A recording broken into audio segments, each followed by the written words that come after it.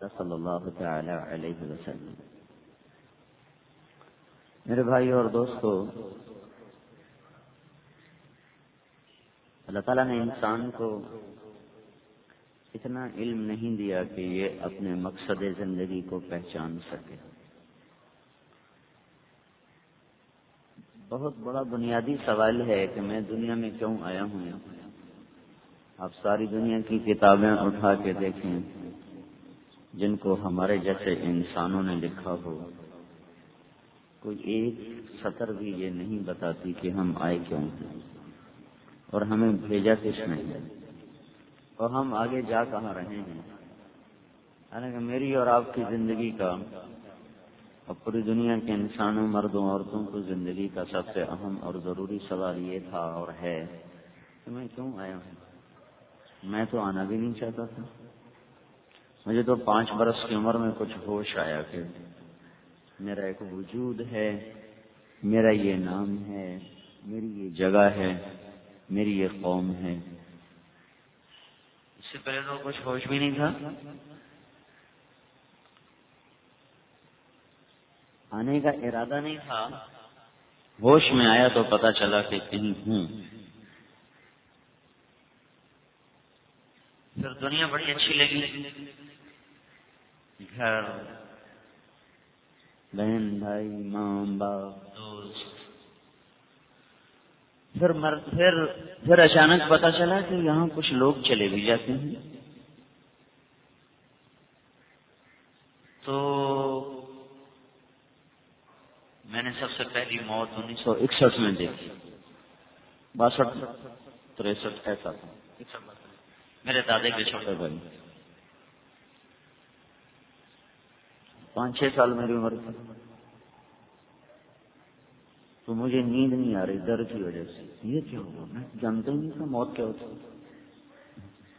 اپنے گھر میں، اور وہ ہمارا دادا بڑا سردار آدمی تھا علاقے کا، تو ایک دم ایسے بیٹھے بیٹھے مر گیا، نہ کوئی بیماری نہ کوئی تکلیف، بیٹھے بیٹھے یوں لڑک گئے اور ختم۔ تو یہ میرے ساتھ ہوا۔ 2 سال پہلے پھر میرے گھر میں ایک اور عجیب واقعہ ہوا۔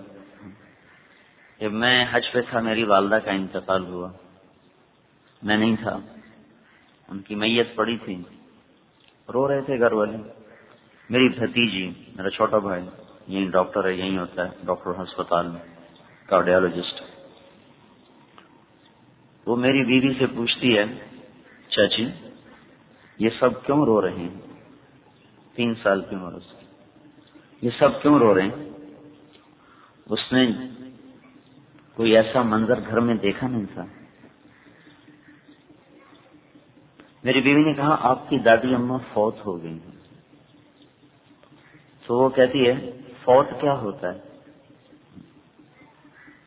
اس نے کہا مر گئی ہیں۔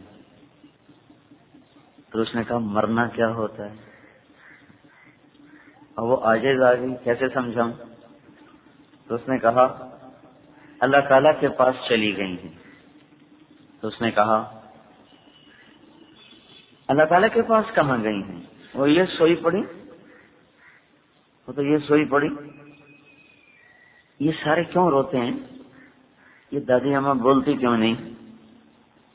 یہ پہلا نشان ہے، لکیر ہے جو دل پر پڑی ہے، اور شیشے پر پڑی ہوئی لکیر جیسے نہیں مٹتی، دلوں پہ پڑے ہوئے داغ بھی نہیں مٹا کرتے۔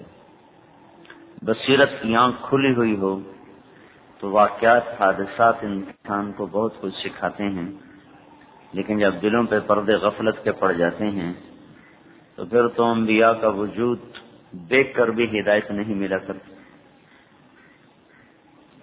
تو اب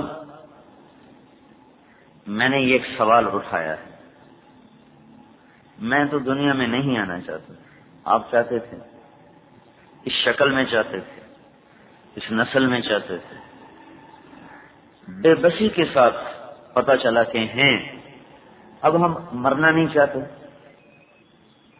پھر دائیں بائیں دائیں بائیں دائیں بائیں، جنازے بھی اٹھ رہے، قبریں بھی کھد رہی،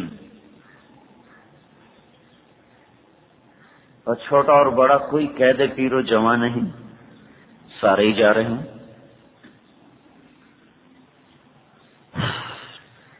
اگر موت کے بعد کوئی زندگی نہ ہو تو اس دنیا جیسی بیکار زندگی کوئی زندگی نہیں۔ یہ کیسے پاگلوں کا جہان ہے جو چھوڑ جانے والے جہان پر ایسی جان مار رہا ہو، اور یہ کیسے دیوانوں کا دیش ہے جو مٹ جانے والی دنیا پہ فخر کر رہا ہو۔ وہ کیسی نادانوں کی دنیا ہے کہ فنا ہو جانے والی چیز پر خود فنا ہو رہے۔ تو کہ حرص و ہوس کو چھوڑ میاں، مت دیس بدیس پھرے مارا، قزاق اجل کا لوٹے ہے دن رات بجا کر نقارا۔